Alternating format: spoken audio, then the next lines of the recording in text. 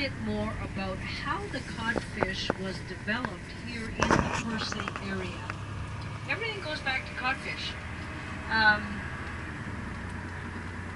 What happened is in the 1700s, early 1700s, two different entrepreneurs came here. They were from the Guernsey Isle, the Jersey Isles, off the coast of France. One fellow was the name of Charles Robin.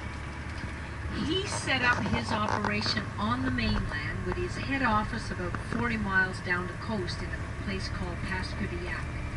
But the most popular fishing village was Percé. Now what this man did, he came over with a big ship and brought several small fishing boats with him, small, you know, very, in those days, small little boats that they would go out with oars and fish the area. And he brought these boats, and he brought a whole bunch of supplies that they didn't have here yet. At that time, it was mostly inhabited by the natives, and some people had moved here at that time.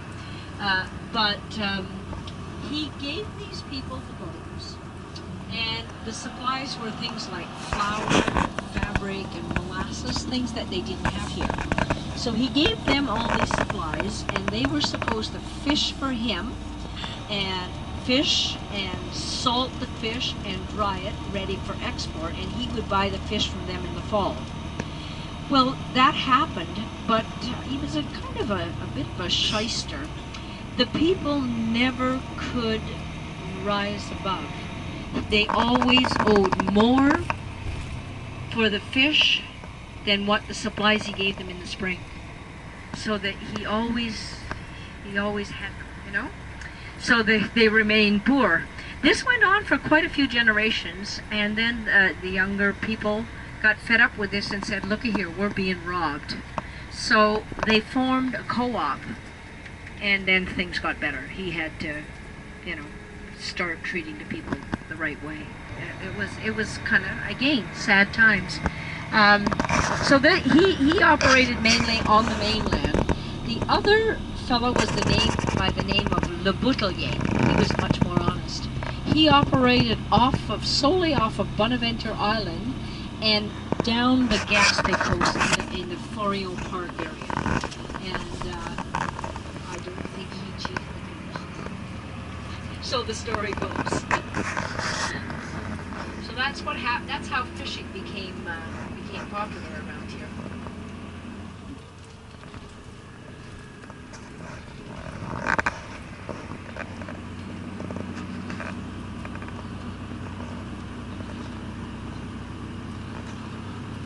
I want to touch on our language and also our education system here. Language in the province of Quebec is bilingual, but mostly French. Okay? Now, back in the 70s, there was all kinds of big uproars, troubles with the English.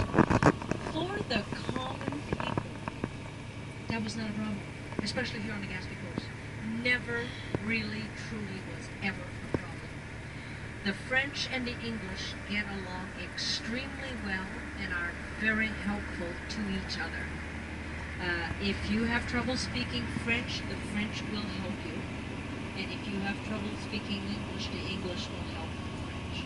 It works very well, and I know that to be true because I was away in Montreal and then moved out west in the 70s and was inundated with only English, okay? But we would come home every 2 years for holidays and there never was a problem. Even that was when they were saying that things were not good. My, look at the fog, guys. We can't even see where we're going. I hope Ken's eyes are good. And then I came back. In Barishwa, where I grew up, was a totally English town. And I only learned to speak French when I went to high school. When I moved away to a neighboring town in Chandler, I learned to speak French. So I went away, and I can speak French pretty good. I would consider myself close to bilingual, even though I have a strong English accent. But I came back here, and honest to God, there is definitely no problem. Everybody is willing to help you, and especially the younger generation. They are wanting to speak both languages, both ways. The English want to speak French, and the French want to speak English. They know that there's more opportunities if we can speak both languages. We can go more places, you know, and it's good. So language is definitely here in the province of Quebec. This is my opinion only, but I think it's true.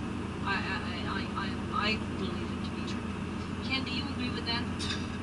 There. Ken is totally bilingual as well. He's got a nice Irish name, Cahill. And his son is going to English school and probably married to a French girl. There you go. So, you know, it works very well. Now, the education system starts in pre-K, kindergarten. In some of the little villages, will still have a school in their little villages, like we still have in Barishwa. Here in Percy, the children go to Chandler to go to school, even the young, you know, starting in pre-K. Chandler is about, what, 35 minutes from Percy? Yeah, the same distance pretty well from Barishwa to Percy. Now, we should have seen Percy Rock, and we didn't see it. And you know what, folks? You're not going to see it here. And this is an awesome view. It is. I'm telling you, this is the view here that you are going to see. Okay? However, the name of this little place is Pic de l'Aurore. We're going to go in here. You're going to get a walk around. They will probably have a fire in the fireplace. I'm going to check my time here. It is 11:30. We're supposed to be at the restaurant by now. How do you like that, guys? Be a bit late going to the restaurant. Chalet.